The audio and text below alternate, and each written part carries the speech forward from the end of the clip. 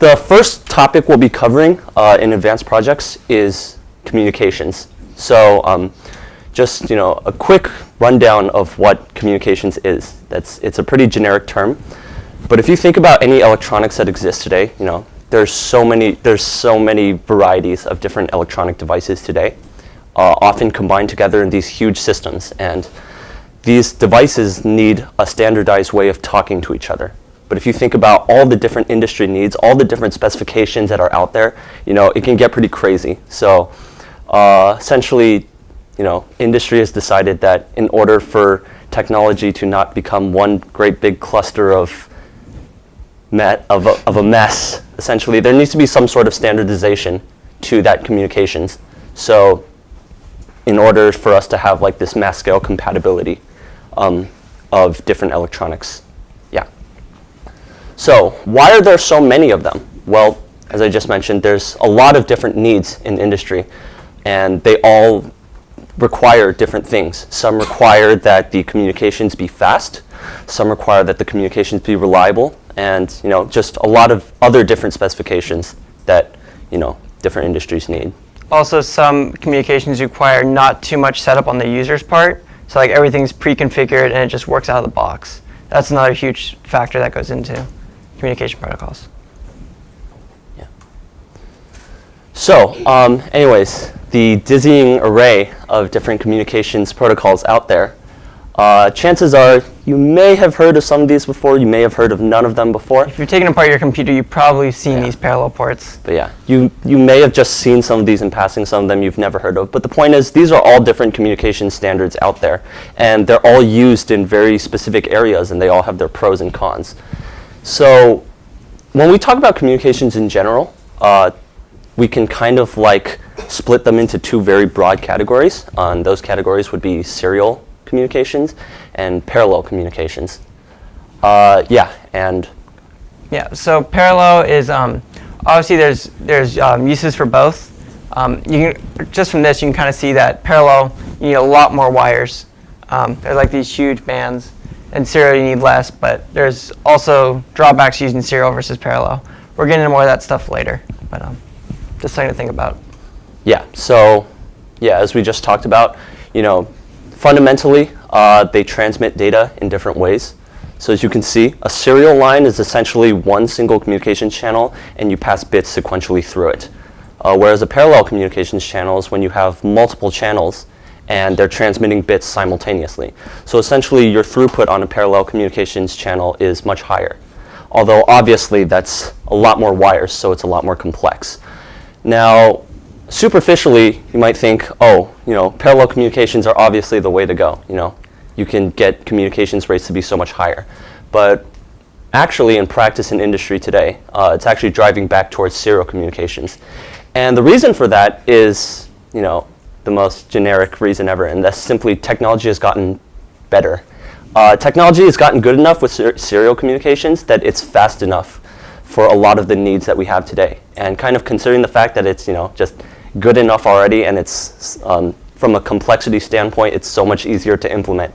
Kind of industry has been driving back towards serial communications. Obviously, there's still areas where you would use, parallel, but just in general, industry is kind of shifting back towards serial. So today we're going to be talking about what's called asynchronous serial, which is also just known as a serial in the Arduino library. You notice two grayed out ones. We're going to talk about those in future lectures, but that's just what we're kind of heading towards. So today we'll be talking about serial, but before we do that, we'll talk about some terminology that you'll commonly see when dealing with communications. So first, synchronous versus asynchronous. What is a synchronous communications protocol, and what is an asynchronous one? Well, essentially what governs a synchronous communication protocol is that there's something known as a clock signal that is basically syncing up the two devices that are talking to each other so that they know, when a piece of information is being transmitted and when that piece of information is done transmitting. So if you see this image here, essentially what you have is you have a clock signal going along one line that's constantly, oscillating between 1 and 0. And that's acting like a clock signal, which basically essentially syncs up two devices that are communicating with each other, so that this data line, when it's transmitting bits, when you see this high pulse, which indicates a 1, you know that here it's like, 1 bit, as opposed to it being longer or shorter, so that, you're not sure if it's actually like, encoding 1 bit or if it's 2 bits or, yeah. The easiest way to think of this too is like a strobe light. So if you've ever done like stop frame animation, you can think of the clock as a strobe. So whenever the strobe turns on, you get 1 frame of the continuous signal. So you're getting a bunch of pulses that are equally spaced apart, and whenever either device sees that pulse, it either reads data or sends data. So that's how you can synchronize two devices. Is you can have a continuous signal, but when the strobe turns on, that's what they actually read in. Nope. Yeah. So and then as opposed to synchronous communications, we have asynchronous communications. And obviously by the name, you could tell that an asynchronous communications protocol doesn't require a clock signal. So in that case, how does an asynchronous communications protocol, ensure that, the two devices are talking to each other at the same speed and, they know what's going on? So what it is that essentially, in order for an asynchronous communications channel to work, you need what is known as a start bit and a stop bit. And what that basically signals to the receiving device is that you'd like to start or initiate some sort of, packet of data that is being sent. And when a stop bit or some sort of stop condition is sent, that denotes the end of that packet of data. So as you can see, kind of just, off the bat, you can see that a synchronous communications channel can just be a constant stream of, data that you're actually intending to send, because you've got a clock signal that, sends all that data. But, with asynchronous channels, you've got this overhead that's associated with having to send like a start bit and a stop bit. So that kind of like, it limits the speed at which you can send, useful data. I just wanted to check in with you guys. How you guys doing? Like, does this make sense? Any questions? Feel free to interrupt us at any time if you have any question or if you think we screwed up on something. Yes. Also, just want to, this is a complete non sequitur, but I just want to let you guys know that the way we do our lectures is we're going to do a theoretical section and then the practical section that you're going to need for your labs. So the theoretical section is just to give you the background of what we're going to be actually implementing in the labs, so you know what you're doing. You won't actually necessarily need to use any or all this information. It's just kind of useful to know, just in case someone asks you oh, how does this actually work? It's sort of just for your own knowledge. If this seems complicated, that's fine. You're not going to have to implement it or anything. So, cool. Okay. Yeah. So continuing on. Yeah, so duplex. So the idea of this is you can think of it as the difference between a walkie-talkie and a telephone. So if you ever used a walkie-talkie before, you know that you can't have someone talk and listen at the same, you can't have two people talking into the walkie-talkie at the same time. You won't be able to hear the other person. So when you're talking to a walkie-talkie, you have to say over. So the other person knows that they can talk now.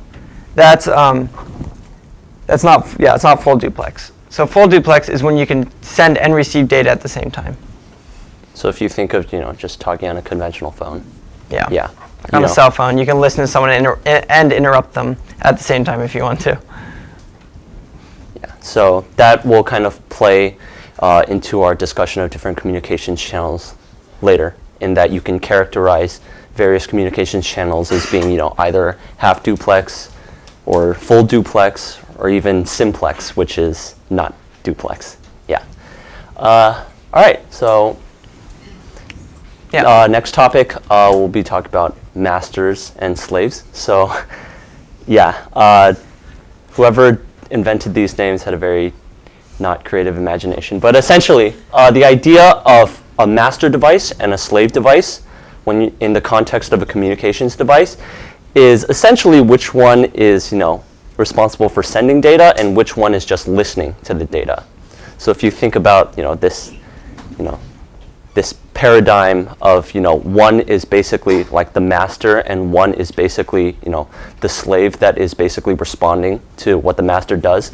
That's kind of like this naming convention here. So essentially what happens is that, for instance, if you have a synchronous system, your master device would be the one that is generating that clock signal for the slave devices to listen to. And it's responsible for initiating some sort of a communications channel. And then a slave device would be the one that is waiting on the line for the master to initiate that communications transaction, or just listening for that clock signal to start. Yeah. Yeah, what's up? Does the slave send back information to the master? Yes. So essentially in the context of a communications channel, anytime a new transaction happens, the master will always be starting it, always be starting the transaction. Now what the master could do is basically send some signal to a slave asking the slave to give it information. So the master will, contact the slave first, and then the slave will talk, transmit stuff back to the master. Yeah. So that is something that could happen. The way to think of this too is that on your phone, if you use Bluetooth, your speaker can never really pair to your phone. You always have to pair on your phone to your speaker. It's that the phone is the master in that case, and this speaker is the slave. So yeah.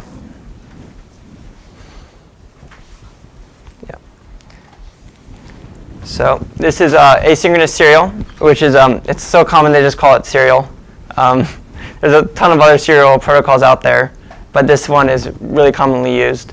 It's found on a lot of different devices, GPS modules, Bluetooth modules. Anywhere you see a TX and RX port, it's serial. So even when you're programming your Pro Mini with the programmer, that's over serial, over UART. Or UART, actually. Yeah. So there's you really, other than power and ground, you only need 2 wires to send data, just transmit and receive wire, and you can get up to tens of kilobytes per second. So it's not the fastest, but it's fast enough for most stuff. Yeah. And then kind of, as we were talking about earlier, the synchronicity of a channel. I guess it goes without saying that asynchronous serial is asynchronous. So, yeah. And another important concept that we didn't talk about yet, but we can get to later, is that the capacity of this communications channel is 2 devices. Now, what does that mean? It basically means that only 2 devices can exist in this communications channel. If you think about, us lecturing to you right now, there's 2 of us and there's 100 of you or something out there, and there's obviously way more than 2 of us. This is as opposed to, if I were just, talking to Cullen, and, if I could only talk to Cullen, I could only talk to one person at a time, then, my capacity would be, just 2 of us. But essentially that's a key point to note here, is that in asynchronous serial, you can only have 2 devices talking to each other. One device can't be talking to a bunch at the same time. Yeah. Wow, my computer's getting tired. So another thing that you can actually have more than 2 devices, but you can kind of think of this like a CAN telephone, where you have one CAN to your mouth and one CAN to your ear. If you tap into that telephone line, you can kind of listen in on anyone's data. So you can have more devices connect, but generally you don't. By the standard convention Yeah. of the protocol, you would not have Yeah, exactly. more than 2 devices on the line. Yeah. Yeah. So as we were saying earlier, with the you have to send a start bit, and then your sequence, and then a stop bit. So it's asynchronous because they're not synchronized. You have to send one stream of data at a time. The first bit is the starting bit. It's like starting a sentence, and the stop bit's the period that ends the sentence. So basically, it goes hi, and then you transmit 8 data bits. This can be changed. Then you send a stop bit. Yeah. Does that make sense? Or okay. Yeah. So the nice thing about asynchronous serial is you can really configure it. You can change how many bits you send at a time. You can also change what's called parity, and this determines. You can use this for error checking. Even You want to go into that? Yeah, so I mean, if we go back to the previous slide, you can see here that all we did was send this start bit, and then we sent these 8 bits directly, and then we ended the communication. So this was 8 bits that we sent, 1 byte of data in total. But if you think about it, in the real world, devices have a lot of noise. So there's a possibility that you wouldn't send these bits correctly, and you can have what is known as a parity bit or multiple parity bits, basically padding this data or something. And in some implementations of serial, you might have it such that the slave device knows what the parity bit should be, and if it receives a byte of data and then it checks the parity bit and it realizes the parity bit isn't what it expects it to be, then it understands that this byte could have been corrupted, and then it might have to you might in software implement what kind of what you should do in an instance like that where it's possible that the byte has been corrupted. Yeah, so that's kind of one concept we talked about, parity. Another one is the baud rate.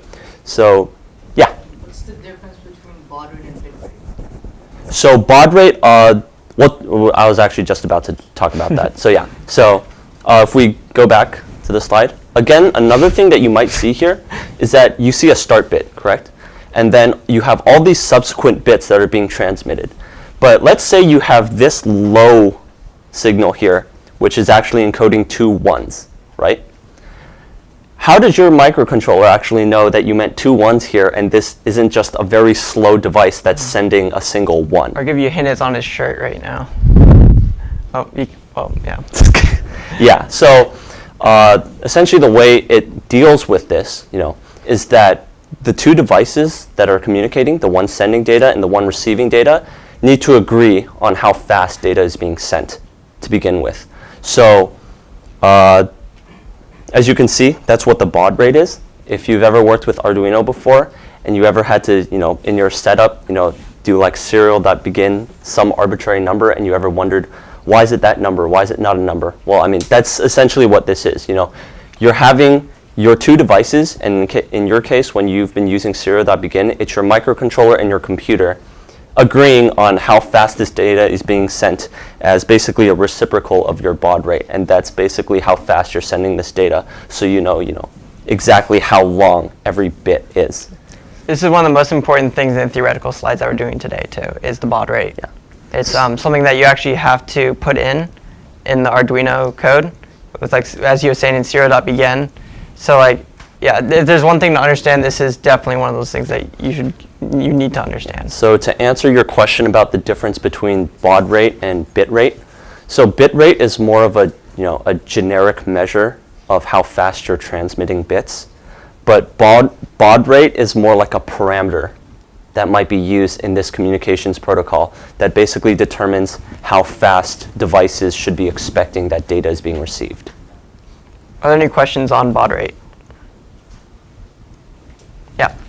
So the marking waiting period is how it determines the baud rate? No, so the baud rate, before any of this ever began, it was already agreed on by the 2 devices. Yeah. The user literally has to put it in. How do you send that? So what happens is, this is going to get into stuff that we're not dealing with yet, but essentially what happens is that baud rate is a configuration that it's basically set into hardware when you're first uploading code.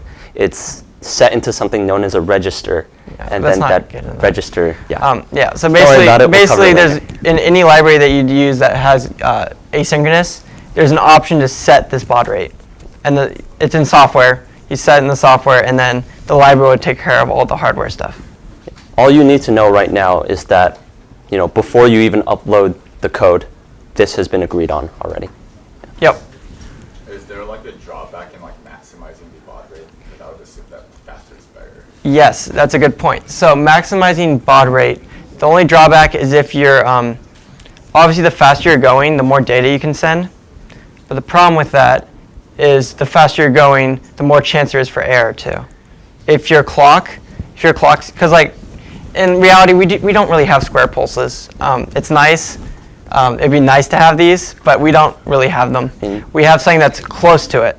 So the faster you go, the worse these approximations become. Your data line is noisy.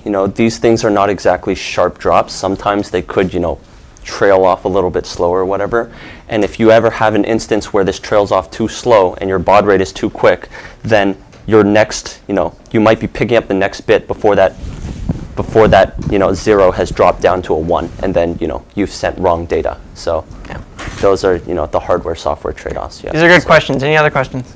Yeah. So how the devices can distinguish between the start bit and other normal bits? So normally, this line should be low. It should always be low. When you start, it'll be 1, and then it knows whatever is sent subsequently Yeah. is a byte. That you send You can actually set that. Yeah. You can set what that is. It's So- again, it's another Yeah, configuration. the number of numbers you send, you can set that. Yeah. So But that also has to be pre-agreed on. So obviously, like you can see right now, a major drawback of this is the user literally has to go in and pre-configure all the stuff. Like it won't just work out of the box. The user has to go in and make sure everything's set as it should be. the other thing that's pretty important about this is that, since this all has to be agreed on beforehand, what this communications protocol suffers from is that its speed can't be dynamic. Its speed can't change like, when the channels become less reliable, it slows down, or it speeds up when it is more reliable or whatever, since all of that's agreed on beforehand. Yeah. Any other questions? All right, moving forward. Cool. Yeah. So back to that slide. Anyways, we talked about, so data bits are the configuration for how many bits are sent, after a start byte and before a stop byte. And then synchronization bits, parity bits, baud rate, all parameters. Yeah. So as we talked about, trade-off, trade-off is that, they have to agree on it beforehand. Yeah. Anyways. Obviously, the advantages is there's only 2 wires. We talked about this earlier, but as you'll see in the other lectures to come, it gets really complex with more wires. You're going to add a lot more wires to serial. And also, you can send and receive data at the same time. Since there's a line dedicated for sending and a line dedicated to receiving, you can always be sending and receiving. It's also the easiest to implement in practice. That's why it's normally used with when you print to the screen, you use this. So the disadvantages of asynchronous serial. Well, you can't send extra bits that aren't data bits. Yeah. You have to have a start and then a stop, and there's nothing else you can do with the time in between that. If you think about, you need some delay of time between stop and start for the line to basically stabilize and become, low and inactive. That time is basically wasted. So that's, part of the overhead that's associated with serial. Yeah, that's not a disadvantage. What? No. Oh, but the sorry, I'm not talking about send and that receive one. data. Yeah, I removed that. Yeah. Yeah, and you can send and receive data at the same time since you have, these 2 parallel lines that are going. And disadvantage extra configuration is required, as we talked about. And there's only 1 pair per communication line. So as we talked about, this capacity theoretically is only for 2 devices and not more. Okay, so now, now here's the important stuff. We're done with theory. So now we're going to actually go into how to implement it with Arduino. So if you've been zoning out, pay attention now. Cool. Okay, so as we were saying before, you actually have to initialize the baud rate. That's done with serial.begin, and then you put the speed in. Typically, the speed is 9600. That's just the default speed. You can set it to anything. There's different settings you can set it to, and those that you can actually find in the serial monitor of Arduino. If you open the monitor, there's let's see if I can show that.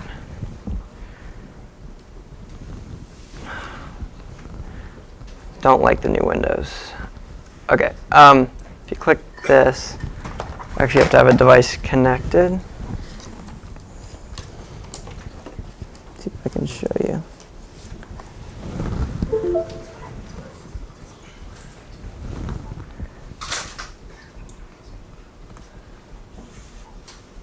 So like this is how you select the serial port.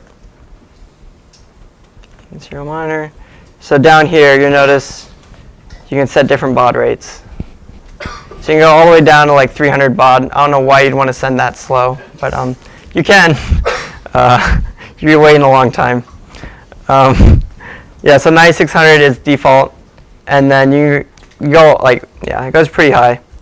Usually I use 9600 to like 57600, just personal preference. Yeah, you can really use any. Okay, so yeah, so that's that. Go back to the slides. So those of you who have worked with this stuff before, most likely just use the first version of that serial function because you only configure speed. But if you ever look in the Arduino documentation, there's actually an overloaded instance of that begin function that actually does allow you to specify those configurations that we've been talking about. And If you really want to, just for giggles. yeah, just, it's just nice information to have. You generally won't have to do it for this project, but it's nice to know that they exist. And there's actually a whole list of all those different things that you can pass in for config, and it's located at the link there, which you can click on the slides when you get home. Yeah. So sending data. You wanna go? Yeah, so these will be the functions that you use to send data. Chances are you've seen a lot of them already, so shouldn't be too difficult to figure out. Yeah. One important thing is serial.write sends bytes, while serial.print sends actual ASCII characters. So for the stuff we're doing, if you want to print to the console, like print to that screen I showed you just a second ago, you use serial.print. If you want to send from one device to another, you use serial.write. Does that make sense? Because it doesn't make sense to send ASCII characters from one device to another. You just send the entire the byte representation. Although if you're sending to a screen, you want to print it out, so you serial.print. Yeah. Yeah. What's the difference between the two prints? Okay, that's a good point. So serial.print val just prints the value. Serial.println prints the value, then hits enter for a new line. Also, serial.write will print 1 byte. And serial.write, you can do a buffer and a length. So like, for example, if you had a struct, you could do serial.write the address of the struct, and then however long that struct is, if you want to send that entire struct to another device. That's an important thing to keep in mind. Okay. And then, receiving data. These will be some of the functions that you might use for the first lab that we have for you. Serial.read Reads 1 byte. Reads 1 byte, yeah. And serial.read bytes reads An entire. however many bytes. Yeah. Yeah. So like if you're doing a structure, you'd like do the address of the structure on this device, and then however big that structure is, so size of struct. Serial.available is useful for the device that's waiting to receive information, because you can check to see if there's any information that's waiting to be read.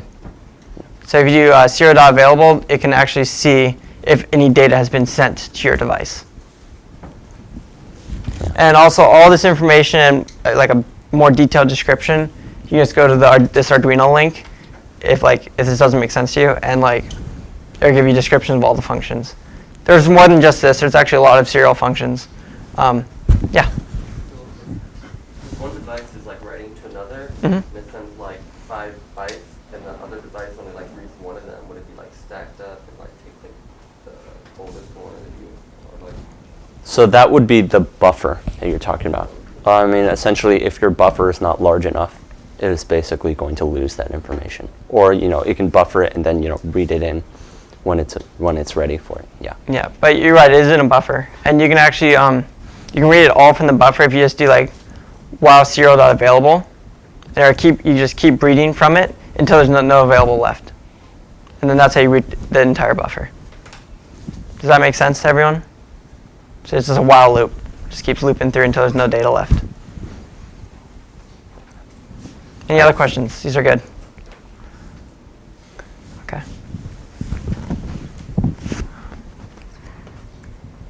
Okay, so our lab 0 was all you have to do is take what we gave you in your kit, solder it, like solder the microcontroller, and upload Blink code to both devices.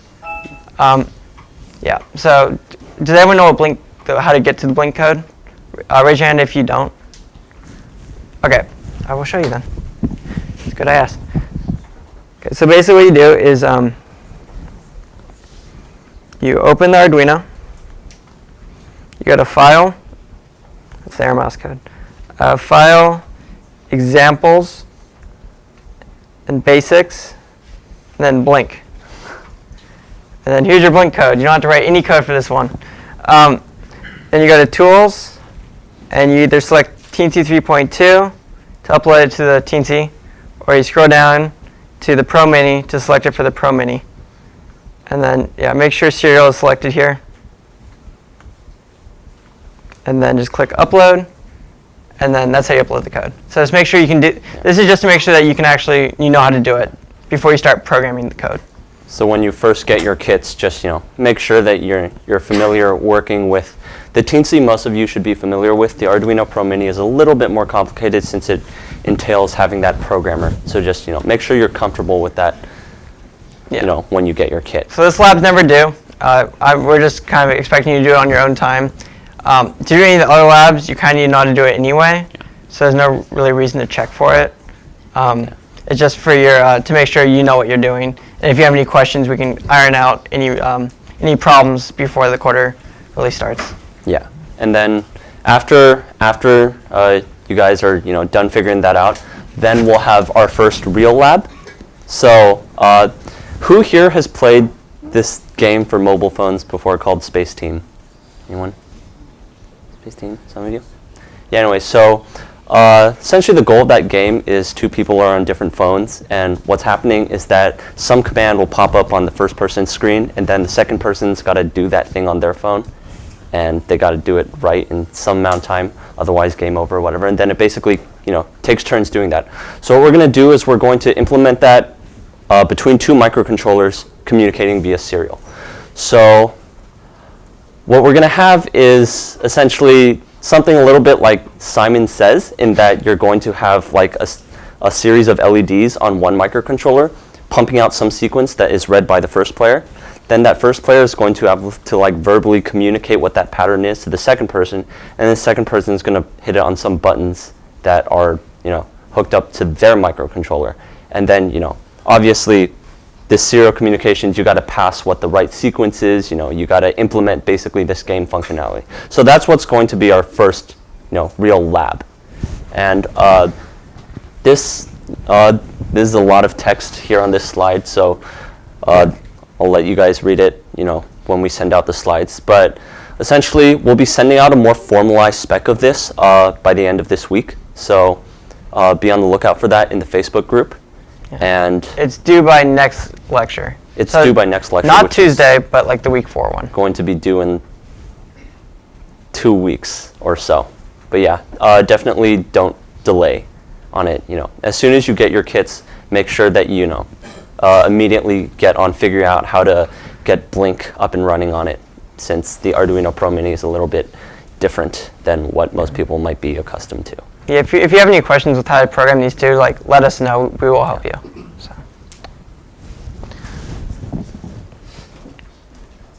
Yeah, so this is just also preview, just something to think about, before you even start. It's good programming practice to sort of think about your problem before you just start writing code for it. So we're kind of making you guys do this by not giving you the actual official spec. What you need to think about is you want to make sure that you write modular code. What that means is that you have functions that do specific things. It's not all in one function. This is it's a really nice practice to do because it allows you to work with other people better. Instead of saying your teammate, oh, here's my chunk of code, and it's like this entire 200-line block of just garbage. You can actually read it. So comments, make sure you break stuff down into functions. Another reason for this is our next lab. All it's going to be is converting the Space Team lab into a wireless Space Team lab. So, for example, when you're sending data, you want to make a function that says send data instead of doing it in line with your code. That way, when we have it do a wireless, the only thing you have to change in your code is the send data and receive data. Yeah, so just adhere to good object-oriented programming styles, and you should be okay. I think most of you should have taken or are taking CS31, and that should be more or less sufficient for this project. So nothing too complex or tedious. Another idea is, wouldn't be a bad idea to have what's called a data packet and a response packet. So this is the struct I was talking about earlier, and it's basically your struct of the sequence that you're going to send to the other device. So you have the same structure on both devices. So all you have to do is send that entire struct over to the other device and just read it right into the other struct so they both know what's going on. Instead of sending each variable one at a time, you can just send it all at once.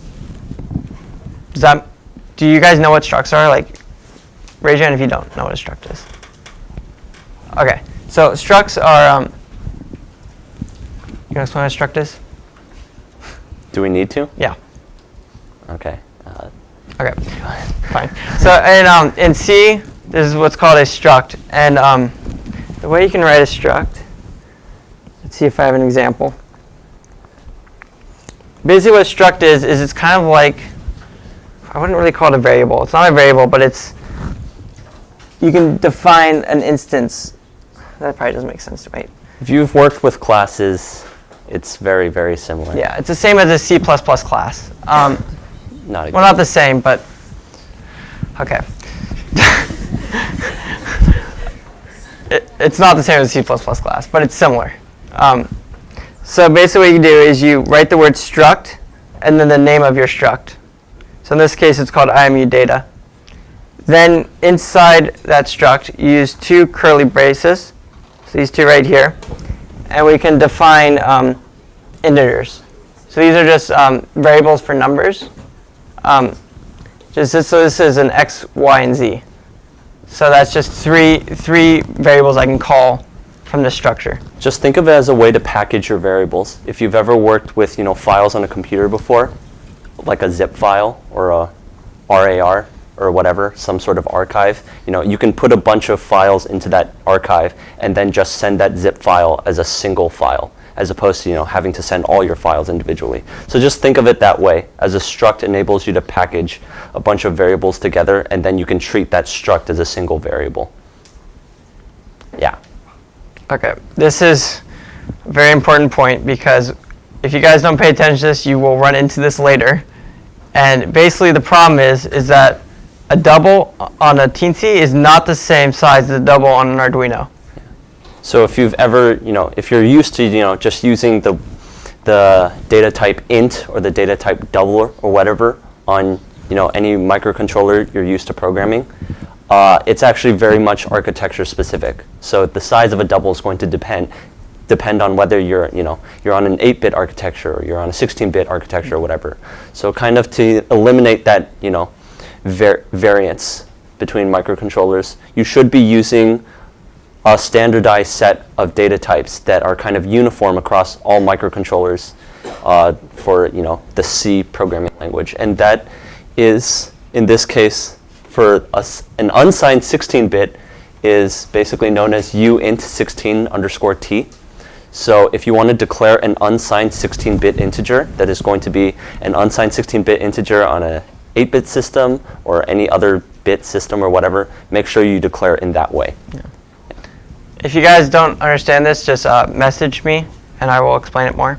But we're just trying to get... Yeah, Google will also have all this stuff, so yeah. Okay, now this is related to ops last year. If you did ops, you remember with buttons, you have what's called button debouncing. And what this is when you press a button, you might only press it once, but what your microcontroller will see is a bunch of little presses.